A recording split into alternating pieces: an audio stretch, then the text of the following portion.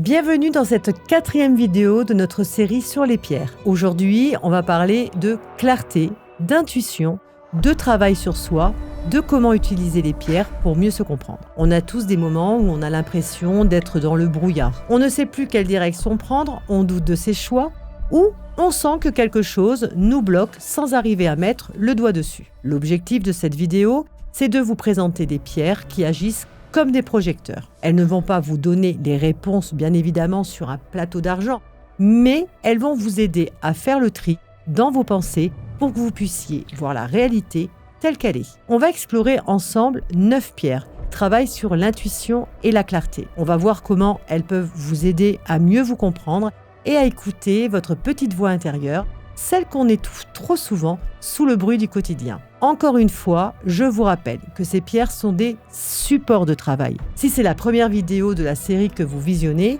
allez d'abord voir la toute première que j'ai faite à ce sujet. Je vous l'affiche à l'écran et elle vous explique comment utiliser concrètement les pierres au quotidien, mais surtout comment les nettoyer et les recharger. Vous allez voir que les pierres d'aujourd'hui sollicitent énormément le plan mental. Comme elles travaillent sur la clarté et l'esprit, elles se chargent vite en énergie. Il est donc indispensable de les entretenir correctement pour qu'elles gardent leur efficacité.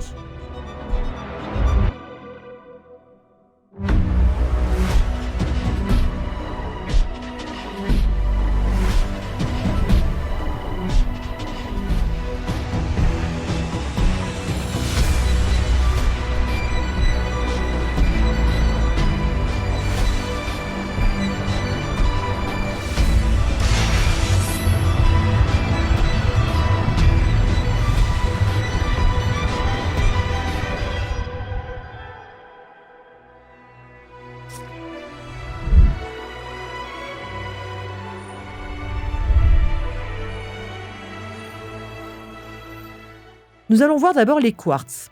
Alors, on parle du quartz, on me dit souvent nettoyage par la lumière. Alors nous allons voir le cristal de roche, le cristal de quartz, la pierre de quartz. On commence par un incontournable, la famille des quartz. Vous entendrez souvent parler de cristal de roche ou cristal de quartz. Sachez que c'est exactement la même chose. C'est ce minéral transparent et pur que l'on voit partout. Je vous la montre.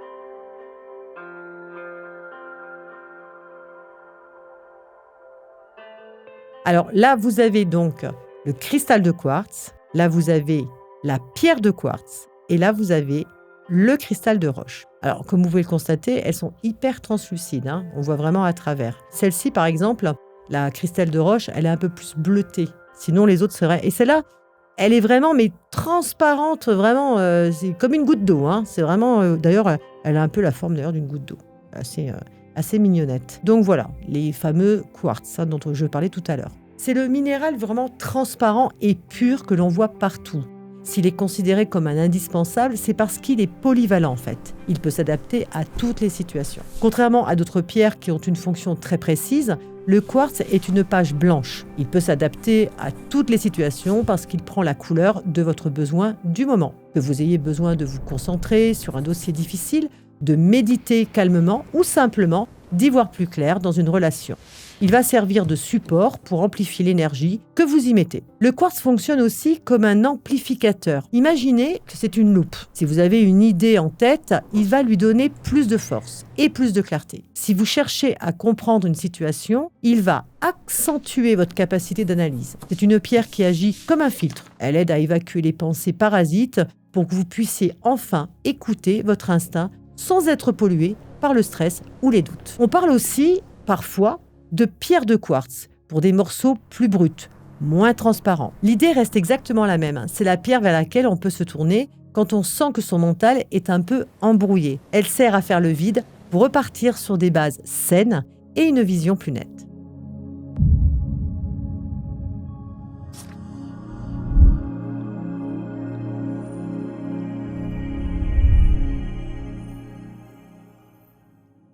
On va maintenant parler de la fluorite, qui est une pierre qui apporte de l'ordre. On l'appelle souvent la pierre des étudiants ou des chercheurs parce qu'elle aide justement à structurer la pensée. Elle est aussi appelée la pierre du discernement et de la structure mentale. Elle est idéale si vous avez besoin de concentration ou de clarté intellectuelle. Je vous la montre.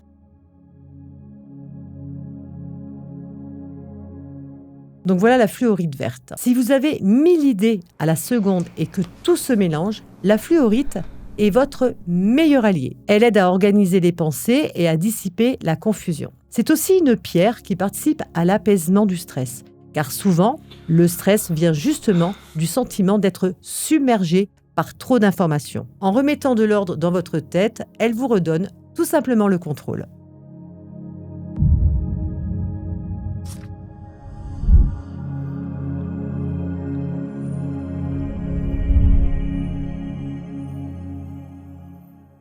On passe maintenant à l'apophilite. C'est une très belle pierre qui se présente souvent sous forme de petits cristaux, très géométriques et brillants. Je vous la montre. La voici. Alors que la fluorite met de la clarté dans vos pensées, l'apophilite, elle, renforce votre lucidité et votre vérité intérieure. En effet, c'est une pierre de vérité. On a tous tendance parfois à se raconter des histoires pour ne pas avoir la réalité, pour pas la voir en face véritablement, parce qu'elle nous dérange. L'apophilite agit comme un miroir. Elle vous force à regarder les faits en face. Elle aide à lever les voiles que l'on se met soi-même pour se rassurer. C'est l'outil parfait si vous êtes dans une phase de remise en question et que vous voulez arrêter de vous voiler la face pour prendre des décisions basées sur la réalité et non sur vos peurs. Et c'est précisément ce processus de nettoyage qui permet ensuite de favoriser l'intuition et la clairvoyance. En réalité, votre intuition est toujours là, mais elle est souvent étouffée par vos doutes ou vos propres filtres. Une fois que l'apophilite a fait tomber ses masques, votre vision devient beaucoup plus claire. Vous ne vous contentez plus de penser, vous commencez à ressentir les choses avec justesse. Et pour certains, c'est là que des capacités de clairvoyance se débloquent naturellement. C'est donc une pierre qui est très utilisée par certains médiums.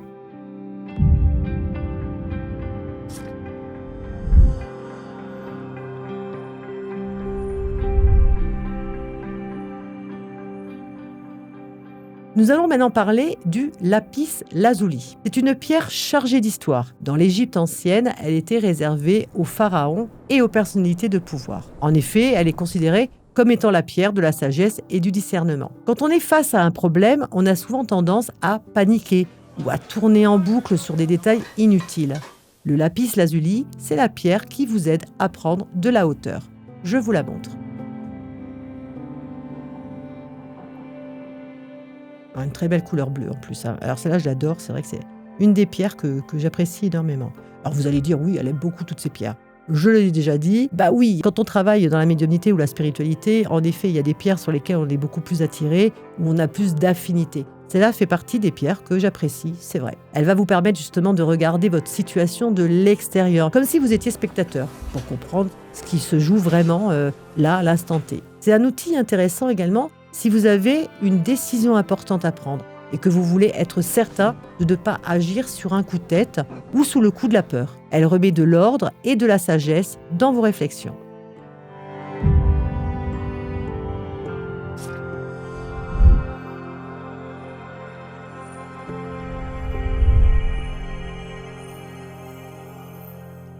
Ensuite, nous avons l'apatite. Elle est souvent un peu plus discrète, mais elle est redoutable pour lever les barrières que l'on se met tout seul. Si le lapis lazuli, comme on l'a vu tout à l'heure, est tourné vers la sagesse, l'apatite, elle, est tournée vers l'expression de votre intuition. Je vous la montre. La voici. Pierre lourde également, comme on l'a vu tout à l'heure pour lazuli, pareil. C'est des pierres qui sont assez concentrées et assez lourde. Alors c'est une pierre qui aide à stabiliser vos perceptions, tout simplement. On a tous parfois des ressentis ou des intuitions, mais on n'ose pas toujours les écouter, par peur d'être trop perché parfois, ou voire même irrationnel. L'apatite vient justement calmer cette peur. Elle vous aide à faire confiance à ce que vous ressentez et surtout à mettre des mots sur des sensations. Elle est parfaite si vous travaillez sur votre développement personnel et que vous voulez apprendre à suivre votre boussole intérieure sans hésiter.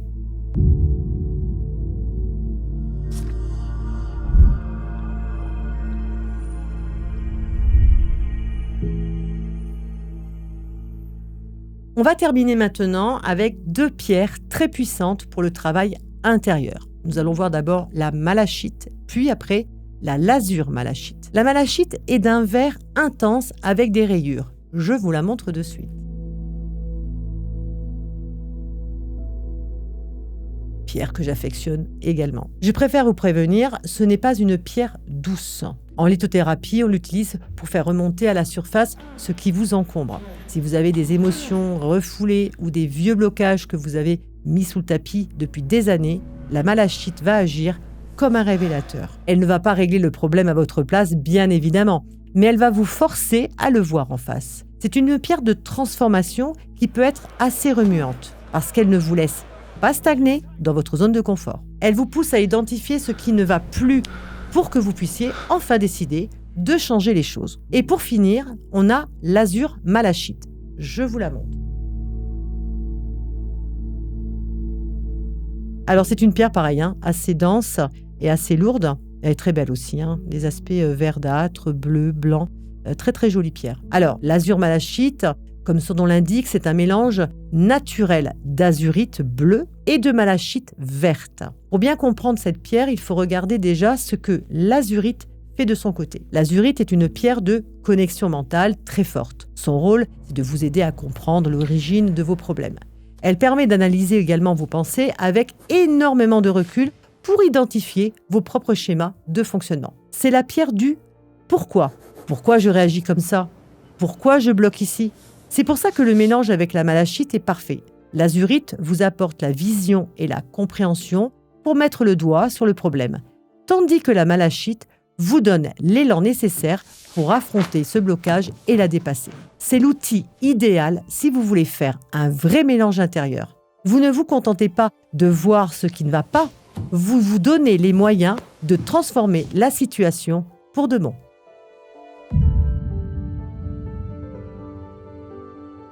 Voilà pour cette sélection de pierres dédiées à la clarté et à l'intuition. Vous l'aurez compris, les différentes pierres que nous venons de voir sont très axées sur le mental et la compréhension profonde de qui vous êtes réellement. Bien sûr, ces pierres ne feront pas le travail de thérapie ou de réflexion à votre place, mais elles sont des alliés intéressantes pour ne plus avancer à l'aveugle. Dites-moi en commentaire si vous avez eu déjà l'occasion d'avoir l'une de ces pierres en votre possession. J'aime vraiment lire tous vos retours et vos expériences. Dans la prochaine et dernière vidéo de cette série, nous verrons des pierres beaucoup plus dynamiques, celles qui touchent à l'énergie, à la motivation et à la confiance en soi. Si vous voulez aller plus loin dans votre travail intérieur, n'oubliez pas que vous pouvez aussi réserver une consultation de médiumnité avec un médium de mon équipe. Le lien du site internet se trouve en description de cette vidéo. Pensez aussi à vous abonner pour soutenir mon travail ainsi que celui de toute l'équipe. Prenez soin de vous et à bientôt pour de prochaines vidéos.